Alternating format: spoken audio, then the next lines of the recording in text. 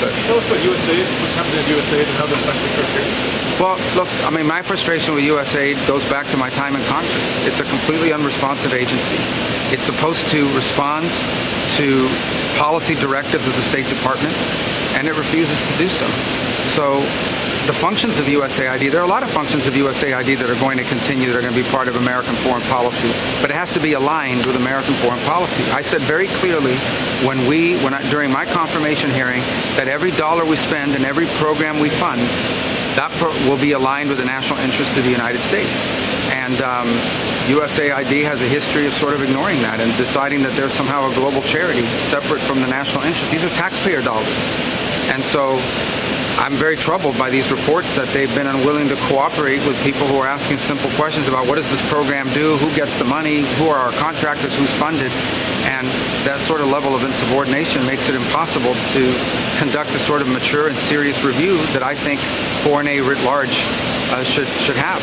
We're spending taxpayer money here. These are not donor dollars. These are taxpayer dollars. And we owe the American people the assurances that every dollar we are spending abroad is being spent on something that furthers our national interest.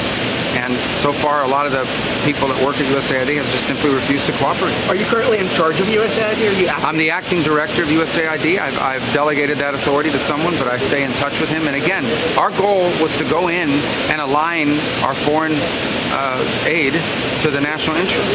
But if you go to mission after mission and embassy after embassy around the world, you will often find that in many cases, USAID is involved in programs that run counter to what we're trying to do in our national strategy with that country or with that region. That cannot continue. USAID is not an independent, non-governmental entity.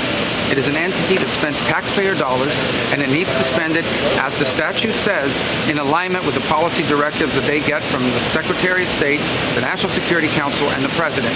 And it's been 20 or 30 years where people have tried to reform it, and it refuses to reform. It refuses to cooperate. When we were in Congress, we couldn't even get answers to basic questions about programs. That will not continue. That's not going to continue. Musk is called a terrorist organization. Do you believe that? I've articulated to you my challenges with it, and they go back to my time in Congress.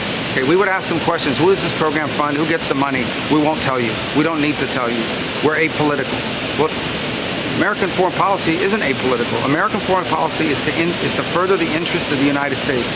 If someone wants to spend apolitical dollars, they should spend private dollars, go start a charity, and you can fund anyone you want. But if you're going to spend taxpayer money, then you need to spend it in furtherance of the national interest of the United States.